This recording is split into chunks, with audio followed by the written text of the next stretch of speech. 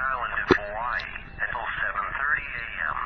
At 4:15 a.m., radar continued to show moderate to heavy showers and isolated thunderstorms moving over the windward side of the Big Island. Rain gauges in the Hamakua, Hilo, and Puna districts report rainfall rates between 1 and 2 inches per hour. Additional showers are approaching from the east and will lead to nuisance flooding.